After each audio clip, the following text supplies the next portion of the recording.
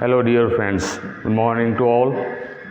You all are most welcome in e-learning class carried out by T. Patel Higher Secondary School. As you know that we all are sending the videos and hard copy of material for each and every subject. जैसे कि मैंने बताया कि SPCC subject में मैंने बहुत सारा material easy बनाकर आपको भेजा है, तो इसका अच्छी तरह से स्टडी कीजिए। आज जो हम सिखाने जा रहे हैं आपको, I am going to teach you one topic, SP का है, यूनिट 1 है, meaning and types of secretary title है, और इसमें मैं कॉन्सेप्ट आपको सेक्रेटरी का समझाऊंगा। इसमें इंट्रोडक्शन है। डियर फ्रेंड्स, आप नए स्टूडेंट से आपको पता नहीं है सेक्रेटरी की पोस्ट डेजिग्नेशन क्या है, वो क्या मायने रखती है। वो बहुत ही मायने रखती है। जैसे कि कोई कंपनी होती है, उनकी डे टू डे एक्टिविटीज़ और कंपनी की बहुत सारी मैटर्स में कोई एक कैरेक्टर का इन्वॉल्वमेंट है, तो वो है सेक्रेटरी। सेक्रेटरी बनने के लिए आपको कॉमर्स की डिग्री लेनी पड़ती है। चार्टर्ड अकाउंटेंट CA और CS वो बन सकते हैं। तो ये बहुत ही हाईली डेजिग्नेशन जिसको बोलते हैं ऐसी पोस्ट है, और overall activities that is carried out by secretary. तो इसके बारे में आज हम समझेंगे। पेन और नोट लेके तैयार हो जाए। जैसे कि आप जानते हैं कि 30% सिलेबस कट ऑफ किया है, वो पॉइंट को ओमिट किया जाएगा, बाकी सारे मुद्दे यहाँ डिस्कस किए जाएंगे। तो आज इंट्रोडक्शन, ये जो टाइटल है, dear friends understand first of all that you need to understand the title of any unit. जैसे कि यहाँ सेक्रेटरी के बारे में टाइप्स, इसके प्रकार और मीनिंग, वो आप अच्छी तरह से समझेंगे।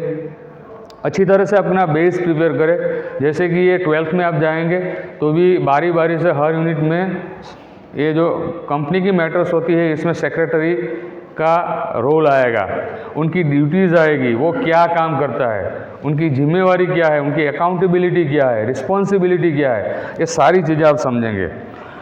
तो बहुत ही सिंपल तरीके से यहाँ इंट्रोडक्शन दिया है। इस यूनिट में से कोई भी पॉइंट ओमिट नहीं किया गया है। Not a single point is omitted here, keep in mind, just in a simple form here. Man is the most intelligent in of all living beings in the world. He has always developed himself. In this development process, he has worked more and more. At one time, he was not able to do all the work himself.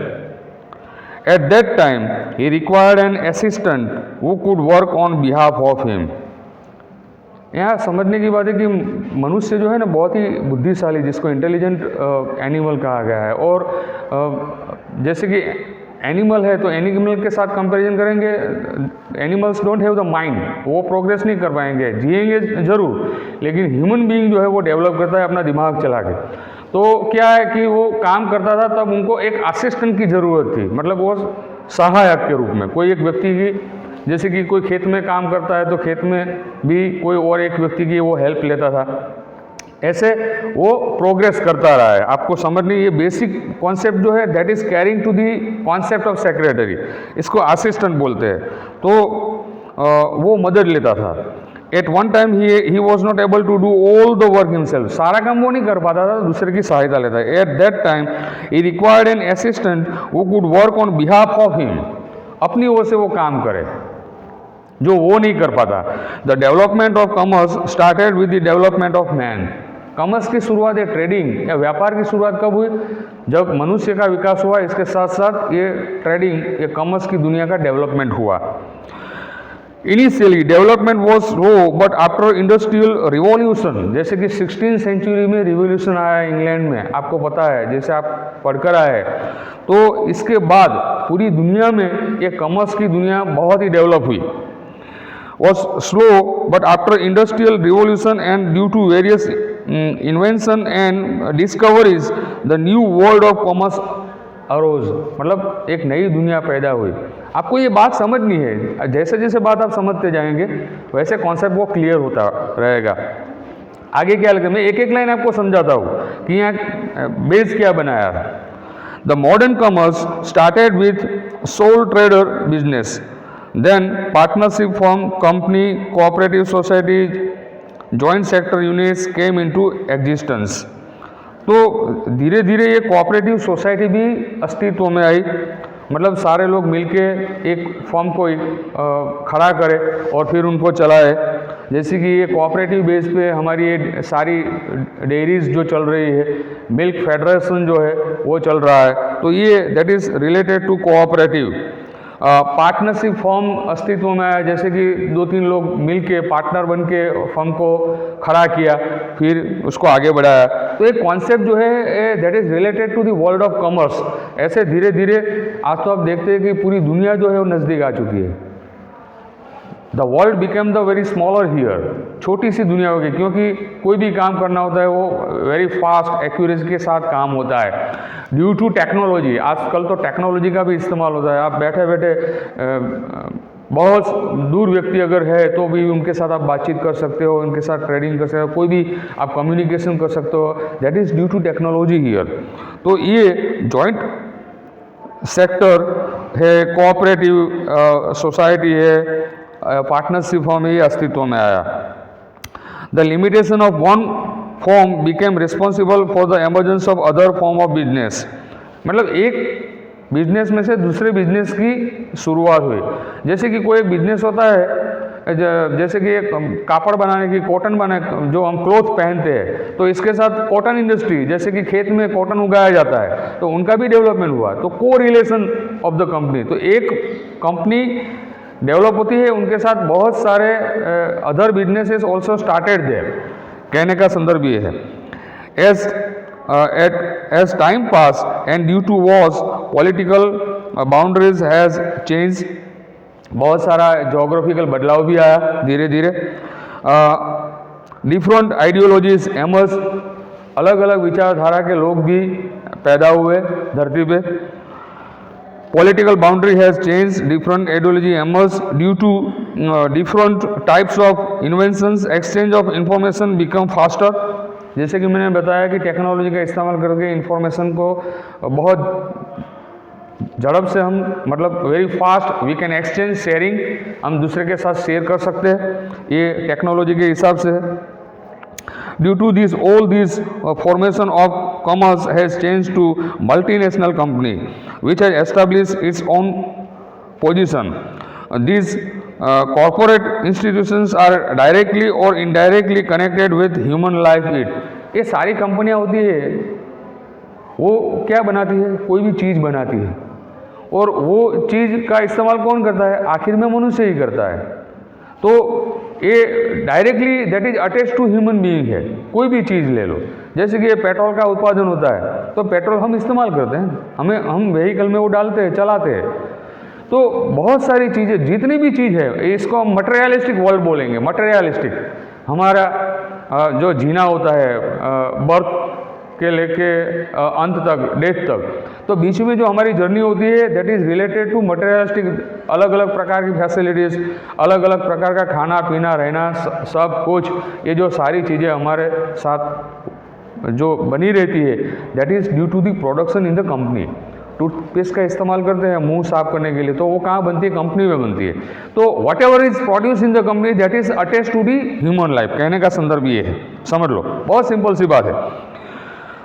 This corporate institution are directly, इसलिए इस शब्द का इस्तेमाल किया, directly और indirectly concern with human life. If you are using a toothpaste, eating potato chips और using mobile phone, जैसे कि ये है, are the all products of this company.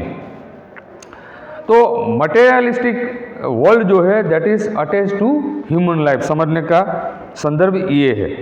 In this companies share holders, the investor are the real owners. Share holder के बारे में जानते हैं आप, बहुत सिंपल तरीके से बनाओ। शेयर मीन्स, मैंने आगे भी कॉन्सेप्ट को समझा है वीडियो के माध्यम से, शेयर मीन्स टू पार्टिसिपेट। तो अगर कोई आप कंपनी में पार्टिसिपेट करते हैं तो आप शेयर होल्डर बन जाते हैं, और share that is in the form of capital.